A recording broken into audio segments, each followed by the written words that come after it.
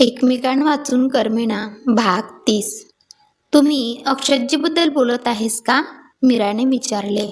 आशूचे वडील त्याच्यावर खूप रागावले आहेत मीरा. त्याने घेतलेला निर्णय कदाचित सगळं उद्ध्वस्त करेल. राधाजी काळजीने म्हणाली.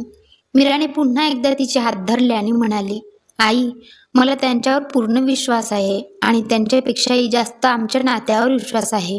आता पुढे तुमचे प्रेम आणि विश्वास अबाधित राहो अशी मी देवाला प्रार्थना करते. तर मला सांग, तुला काय खायला आवडेल? मी आज माझ्या हातांनी तुझ्यासाठी काहीतरी बनवते. राधाजी मीराच्या गालाला प्रेमाने स्पर्श करत म्हणाली. आई, मला अजिबात नको वाटतं. भूक लागली की मी सांगेल. मीरा म्हणाली. ठीक आहे, मी आता जाते. तू थोडा वेळ फिरून ये आणि मग परत ये. राधाजी म्हणाली आणि निघून गेली. राधाजी आत आली आणि सर्वांसाठी नाश्ता बनवला. विजयजी, अर्जुन, सोमितजी, आजी आणि आजू नाश्त्यासाठी आत आले. सर्वांनी शांतपणे जेवले. विजयजीच्या शांततेचे कारण सर्वांना माहिती होते. थोड्या वेळाने आजू म्हणाले, विजय, एकदा आशूशी बोल. तो असे का करतो ते बघ. नाही बाबा, जे काही चूक आहे ते चूकच आहे. अक्षत विवाहित आहे. तो इतका मोठा निर्णय कसा घेऊ शकतो? त्याने लग्नासारखा निर्णय घेतला आहे. त्याने नात्याची थट्टा केली आहेस आणि मी हे सहन करू शकत नाही. विजयजी रागाने म्हणाले. आजूनी गप्प राहणेच योग्य मानले. कुटुंबाने अक्षतला कितीही गैरसमज करून घेतले तरी आजू आणि मीरा हे दोन लोक होते जे त्याच्यावर आंधळेपणाने विश्वास ठेवत होते. आजू शांतपणे त्याचा नाश्ता करू लागले. थोड्या वेळाने मीराही आत आली. मीरा सर्वांना एकत्र बसून नाश्ता करत असल्याचे पाहून खुश झाली. जेवणाच्या खोलीकडे जाताना विजयजी म्हणाले, मीरा, आज तुझी डॉक्टरकडे अपॉइंटमेंट आहे. तुला आठवते का? हो बाबा, मला आठवते. मी जाईल. मीरा म्हणाली. कोणाला तरी सोबत घेऊन जा, विजयजी म्हणाले आणि मग हळूच कुरकुर करू लागले. या सगळ्या त्या निष्पाप मुलीचा काय दोष आहे? त्याला कसे कळेल की त्याच्या वाईट निर्णयांमुळे तिला किती त्रास होत असेल? पप्पा, अर्जुनने वडिलांचे म्हणणे ऐकले. तो हळुवारपणे स्वतःवर हात ठेवून डोळे मिचकावत होता. मीराने याकडे दुर्लक्ष केले. ती स्वतःच्या हाताने चिकूला भरवत होती. काही वेळाने अक्षत तयार होऊन खाली आला. तो खुर्ची ओढून नाश्ता करायला बसताच विजयजी उठले आणि म्हणाले, अर्जुन, चल जाऊया. आपल्याला ऑफिसला जायला उशीर होत आहे. अर्जुन उठला तेव्हा सोमितजीजूला मधात उठावं लागलं. तिघेही निघून गेले. अक्षतला हे आवडले नाही, पण तो गप्प राहिला आणि राधाजीला म्हणाला, आई, नाश्ता वाढ. राधा, मला माझी बॅग सापडत नाहीये. विजयजीने मुद्दाम राधाजीला हाक मारली आणि राधाजीला निघून जावं लागलं. अक्षत नाश्ता न करताच उठणार होता, पण अजूनही त्याला परत बसायला सांगितलं आणि म्हणाला, अरे बस, तुझ्या वडिलांना राग आल्यावर असे बोलण्याची सवय आहे. तू बघ, 1-2 दिवसात सगळं व्यवस्थित होईल. आजोबा, मी काय केलंय? पप्पा माझं ऐकायलाही तयार नाहीत. मग मी त्यांना कसं सांगू की मी हे सगळं का केलं? विजयजीच्या वागण्याने दुःखी होऊन अक्षत म्हणाला, हे बघ बेटा, तू जे केलंस ते चुकीचं आहे, पण ते चुकीचं आहेस असं मला वाटत नाही. तुझ्या वडिलांचा राग रास्त आहे. तू नाश्ता कर आणि तुझ्या कोर्टात जा. आजू उठत म्हणाले आणि अक्षतने होकारार्थी मान हलवली. मीराने चिकूला सोफ्यावर बसवले आणि जेवणाच्या खोलीत आली. तिने जवळच ठेवलेली प्लेट अक्षत समोर ठेवली. त्याला नाश्ता दिला आणि म्हणाली, पप्पाच्या बोलण्याबद्दल वाईट वाटून घेऊ नका. ते फक्त तुमच्यावर थोडेसे नाराज आहे. मीरा, मला पप्पाच्या बोलण्याबद्दल अजिबात वाईट वाटलं नाही. मी जे केलं आहे त्यानंतर मी त्यांच्या रागाला पात्र आहे. अक्षत मीराकडे पाहत म्हणाला, मग तुम्ही आणखी काहीला पात्र आहेस? मीरा म्हणाली, काय? अक्षतने आश्चर्याने विचारले. मी 1 कप चहा घेऊन येते. तुम्ही तोपर्यंत नाश्ता करू शकता. मीरा स्वयंपाकघराकडे जात म्हणाली. चिकू काही अंतरावर बसून अक्षतकडे पाहत होता म्हणून अक्षत म्हणाला, चाप, इकडे ये. अक्षतने चिकूला हाक मारताच तो त्याच्याजवळ आला आणि अक्षत खाली वाकून म्हणाला, आजूप्रमाणे तूही तुझ्या काकावर रागावला आहेस का? जेव्हा चिकूने हे ऐकले तेव्हा त्याने नकारार्थी मान हलवली. त्यांची निर्दोषता पाहून अक्षत हसला आणि त्याच्या गालावर चुंबन घेत त्याचा नाश्ता खाऊ लागला. चिकू अक्षत भोवती गिरट्या घालत राहिला. मीरा त्याला चहा घेऊन आली आणि अक्षत नाश्ता करत असताना त्याची शेजारी बसली. नाश्ता झाल्यावर अक्षत कोर्टात गेला. मीराने अक्षतची वापरलेली भांडी स्वच्छ केली. ती ते उचलू लागली तेव्हा तशी निहारिका तिच्या खोलीतून बाहेर आली आणि मीराला विचारले, अक्षत कुठे आहे? अक्षतजी कोर्टात गेले आहेत. मीरा निहारिकाकडे न पाहता म्हणाली, मला न भेटता तू मला का उठवलं नाहीस? निहारिका तक्रारदार स्वरात म्हणाली, मला तुमच्या झोपण्याचा किंवा उठण्याचा वेळ माहिती नव्हता. जर तुम्हाला अक्षतजींना भेटायचे असेल तर त्यांच्या जीवनशैलीबद्दल जाणून घेणे तुमच्यासाठी महत्त्वाचे आहे, मीरा म्हणाली. आणि निहारिकाचा चेहरा पडला आणि ती म्हणाली, तो कधी परत येईल? काही ठरलेले नाही, ते कधीही येऊ शकते, मीरा शांतपणे म्हणाली. पण तिचा आवाज अजूनही निहारिकाला त्रास देत होता. तिने क्षणभर मीराकडे पाहिले आणि मग निघून गेली बडबडत. निहारिका निघून जाताना अडखळली आणि निधीला धडकली. ती तिच्याकडे येत होती आणि तिने धरलेली पुस्तके जमिनीवर पडली. देवाने तुला डोळे दिले नसतील, निधी रागाने निहारिकेला म्हणाली. अरे थांब थांब, मी तुझी पुस्तके देते, निहारिका म्हणाली.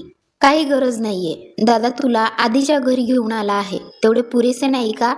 असं म्हणत निधीने पुस्तके उचलली आणि मीराकडे आली आणि म्हणाली, मीरा, मी फॉर्म भरण्यासाठी कॉलेजला जात आहे आणि ही पुस्तकेही जमा करायची आहेत.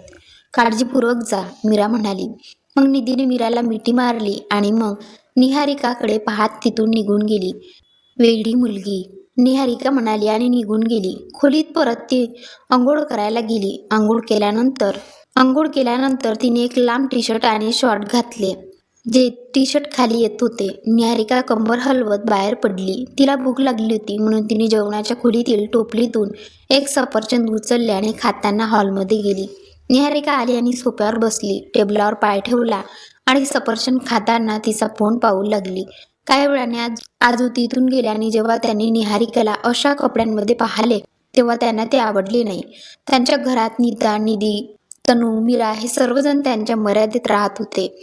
ते स्वतःवर नियंत्रण ठेवू शकले नाही आणि त्यांनी निहारिकाला विचारले, मुली, तू काय घातले आहेस? ही फॅशन आहे अंकल, निहारिका म्हणाली. असे छोटे कपडे घालणे आणि त्याला फॅशन म्हणणे चुकीचे आहे मुली. मी अशा कपड्यांच्या विरोधात नाही, पण ते जागेनुसार घातले तर चांगले, आजू म्हणाले. निहारिका तोंड करून उठून निघून गेली. आजही बाहेर गेले. सकाळपासून संध्याकाळपर्यंत सर्वजण निहारिकाला तिच्या कपड्यांबद्दल चिडवत होते, कारण तिचे असे कपडे घालणे कोणालाही आवडत नव्हते. दुःखाची गोष्ट म्हणजे ती वरच्या मजल्यावर गेली. बाल्कनीजवळ उभी राहून निहारिकाची नजर अक्षतच्या खोलीकडे गेली, जिथे मीरा कपडे घडी करत होती. निहारिका दाराशी थांबली आणि मीरा म्हणाली, आत या.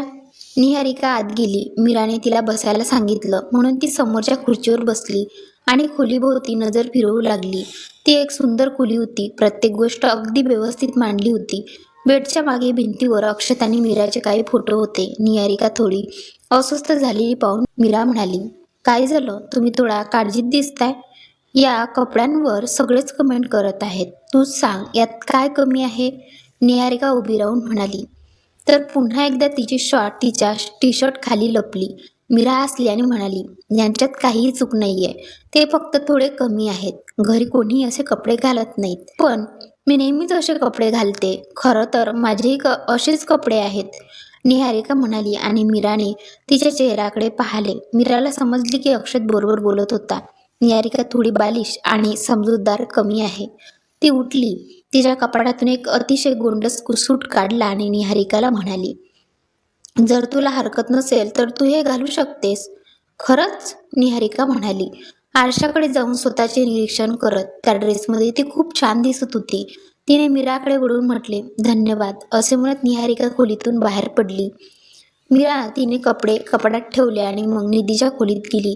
निहारिका हॉलच्या बाल्कनीत उभी होती. ती निघणार इतक्यात तिची नजर घरात प्रवेश करणाऱ्या अक्षतच्या बाईकवर पडली आणि ती स्वतःशी म्हणाली, मी इथे थोडा वेळ थांबते. अक्षत मला या कपड्यांमध्ये पाहून प्रभावित होईल.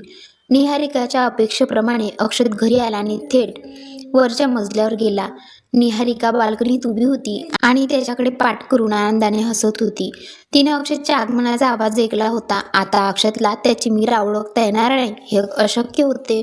मीराच्या कपड्यांमध्ये निहारिका पाहून अक्षत संतापला, पण त्याने ते मनातच दाबून ठेवले आणि सहज म्हणाला, मीराचे कपडे घालून तू मीरा होणार नाहीस निहारिका. हे ऐकताच निहारिका अक्षतकडे वळली आणि म्हणाली, तर मीरा बनण्यासाठी मला काय करावं लागेल? मीरा जे काही करते ते मी करू शकते. तिच्या उत्साहात निहारिका खूप काही बोलली. अक्षतने हे ऐकताच निहारिकाला म्हणाला, फक्त एक दिवस मीरासारखे जग आणि तुला स्वतःला कळेल की मीरा काय आहे आणि तू काय आहेस. तू मला ओळखत नाहीस. मी मीरा जे काही करते ते सर्व करू शकते. निहारिकाला अक्षतची युक्ती समजली नाही आणि तिने त्याच्या म्हणण्याला मान्यता दिली. ठीक आहे, मग उद्या तू मीराचे आयुष्य एक दिवस जगशील, अक्षत म्हणाला आणि त्याच्या खोलीत गेला. निहारिका त्याच्याशी बोलण्यासाठी त्याच्या मागे गेली, पण अक्षतने तिच्या तोंडावर दार बंद केले. निहारिका खाली धावत रागाने खोलीत शिरली. तिच्या गळ्यातील दुपट्टा काढून तो फेकून देत म्हणाली, तुला स्वतःला काय वाटते? ती मीरा माझ्या तुलनेत काहीच नाही. तुला वाटते का मी तिच्यासारखी होऊ शकत नाही? मी तुला तिच्यासारखी कसे व्हायचे ते दाखवतो. अक्षत शास्त्री. निहारिकाचा चेहरा रागाने लाल झाला होता. त्या दिवशी सकाळी लवकर उठून निहारिका विनम्र कपडे घालून जीन्स आणि टॉप घालून आली होती. ती मीराची भूमिका साकारणार होती. घरातले सगळे झोपले होते. ती स्वयंपाकघरात गेली, पण आजच्या आधी तिने कधी पाणी सुद्धा उघडले नव्हते. स्वयंपाक तर दूरच, निहारिका तिथेच उभी होती गोंधळून. जेव्हा नीता आली आणि तिला पाहून विचारले, तू इथे काय करतेस? मी काम करायला आले आहे, निहारिका म्हणाली. आज सकाळी तू काही खाल्लेस का?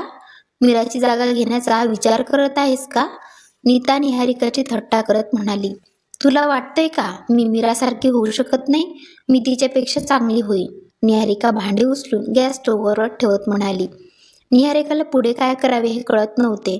तिला गोंधळलेली पाहून नीता म्हणाली, भांडे गॅसवर ठेवण्यापूर्वी तुला गॅस चालू करावा लागेल. मला माहिती आहे. निहारिका नीताकडे पाहत म्हणाली, जरी तिला काहीच कळत नव्हते. निहारिकाचा अहंकार पाहून नीता म्हणाली, ठीक आहे, मग मी तुला घराची दिनचर्या समजावून सांगते. आता तू मीरा होण्याचा निर्णय घेतला आहेस, तर तिच्यासारखे घर का सांभाळू नये? तर आधी सर्वांसाठी चहा बनव. आजूसाठी विना साखरेचा, निधीसाठी दूध, काव्यासाठी बॉर्नव्हिटा आणि चिकूसाठी साधे दूध. इतकं कर आणि मग मी तुला अजून सांगेन. जर मी सर्व केले तर तू काय करशील? निहारिकाने आश्चर्याने विचारले. आज आम्ही सगळी विश्रांती घेऊ. बेस्ट ऑफ लक, नीता म्हणाली आणि निघून गेली. बाहेर येताच नीता खूप हसत होती.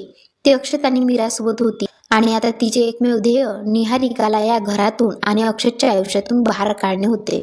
नीता बाहेर आली आणि इतर गोष्टींकडे लक्ष देऊ लागली.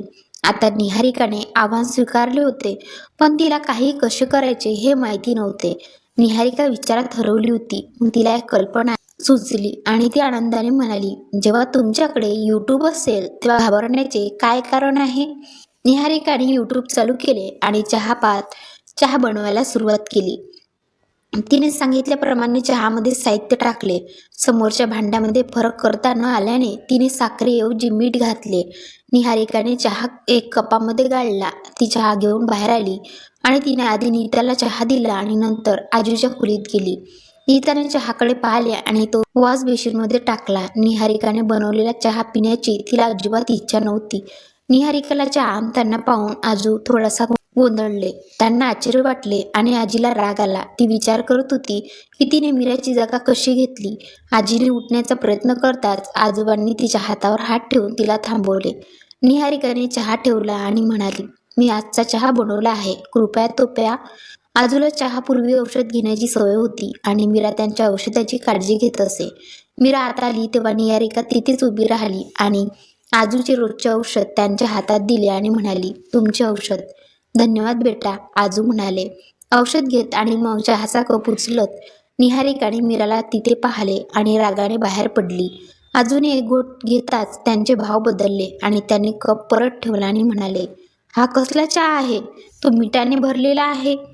आजोबा, मी आणखी एक कप बनवते आणि तुमच्याकडे आणते, हे पिऊ नका, मीरा म्हणाली आणि खोलीतून बाहेर पडली. नीता जेवणाच्या खोलीजवळ उभी होती म्हणून मीरा आली आणि तिला म्हणाली, ताई, निहारिका काय करत आहे? तिने चहात साखरेऐवजी मीठ घातले आहे. अरे वा, हे तर होणारच होते, नीता आनंदाने टाळ्या वाजवत म्हणाली. ताई, मीराने नीताकडे पाहिल्याने नीता म्हणाली, हे बघ मीरा, निहारिकेला तुझी जागा घ्यायची आहे आणि या घरात कोणीही तिला ती जागा घेऊ देणार नाही. ती तिचा खेळ खेळत आहे आणि आम्ही आमचा खेळ खेळत आहोत. काळजी करू नकोस, फक्त आनंदी राहा आणि स्वतःची काळजी घे. बाकीचे माझ्यावर सोपव. चला, आजूसाठी चहा बनवते, मीरा म्हणाली. थांब मीरा, मी बनवते, तू बागेत फेरफटका मार, नीता म्हणाली आणि मीरा बागेत बाहेर आली. तिला निहारिकाचे वाईट वाटले. शेवटी ती देखील एक माणूस होती. पण नीता आणि कुटुंबातील इतर सदस्य निहारिकाला धडा शिकवण्याचा दृढ निश्चय करत होते. निहारिकाला माहिती नव्हतं की चहामध्ये मीठ आहे. ती चहा घेऊन सुमी जिजूला देण्यासाठी आली. जिजूने चहाचा एक घोट घेतला.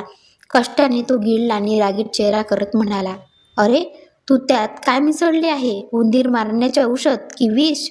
जिजूने पाहून निहारिकाने चहाचा कप उचलला आणि एक घोट घेतला. घोट घशात उतरताच ती वॉश बेसिनकडे धावली आणि कुस्करत म्हणाली, छी, हे खूप वाईट आहे. तुझ्यापेक्षा थोडे कमी, तनू तिच्या जवळ येत म्हणाली. मग निहारिका तिचा चेहरा पुसून तिथून निघून गेली. निहारिका जेवणाच्या खोलीत आली आणि एका ग्लासमध्ये पाणी पिऊ लागली. नीता आजी आणि आजूसाठी चहा घेऊन बाहेर आली. निहारिकाला पाहून ती म्हणाली, खेद व्यक्त करत, बिचारी मुलगी चहा बनवू शकली नाही. काही हरकत नाही, अजून काम बाकी आहे, असे म्हणत नीता तिथून निघून गेली आणि निहारिका तिचे पाय थापून बसली. एक एक करून कुटुंबातील सर्व सदस्य उठले आणि त्यांचे काम करू लागले. नीता निहारिकाला जेवणाच्या खोलीजवळ विचारात गळून गेलेली दिसली, म्हणून ती तिच्याकडे आली आणि म्हणाली, अरे नमस्कार. असे उभे राहून काही फायदा होणार नाही, सगळे थोड्या वेळाने नाश्त्यासाठी येणार आहेत. जा आणि तयारी कर. मला काय करावे लागेल? निहारिका निराश मनाने म्हणाली. आज नाश्त्यात बटाटा पुरी आणि चटणी कर. चल बनव, नीता म्हणाली. पण मला हे सगळं कसं बनवायचं हे माहिती नाही, निहारिका म्हणाली.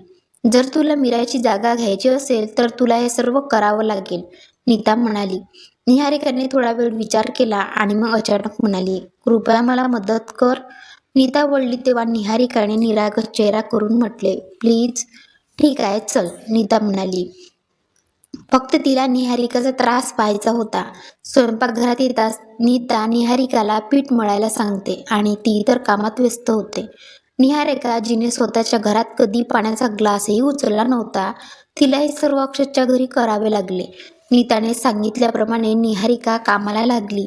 तिने भांड्यात पीठ काढले, पण नंतर विचार न करता त्यात पाणी ओतले आणि हाताने ते हलवू लागली. तिने यापूर्वी कधी असे काही केले नव्हते. जास्त पाण्यामुळे पीठ तिच्या हातांना चिकटले. निहारिकाचे गाल, चेहरा आणि हात पिठाने माखले होते, पण त्याचे काय करावे हे तिला समजत नव्हते. जेव्हा नीताने निहारिकाकडे पाहिले तेव्हा ती हसून फुटली. हे बरोबर नाही, निहारिका म्हणाली आणि नीता तिच्याकडे आली आणि तिला पीठ कसे मळायचे ते शिकवले. पीठ तयार झाल्यावर नीताने तिला पुरी बनवायला सांगितली. विजयजी, अर्जुन आणि सोमितजी आले आणि नाश्ता करायला बसले. नीताने निहारिकाला नाश्ता बनवायला सांगितले आणि ती स्वतः बाहेर गेली. नीतू, तू आज नाश्ता केला नाहीस? अर्जुनने विचारले. येत आहे, नीता तिचे हास्य दाबत म्हणाली. जवळ उभ्या असलेल्या तनूला समजले की पुढे काय होणार आहे. राधाजी प्रार्थना कक्षात होती, त्यामुळे तिला हे सगळं कळलं नाही. थोड्या वेळाने निहारिका, जी अजूनही बरी होती, ती बिघडलेल्या आकाराच्या पुऱ्या आणि चटणी घेऊन परतली.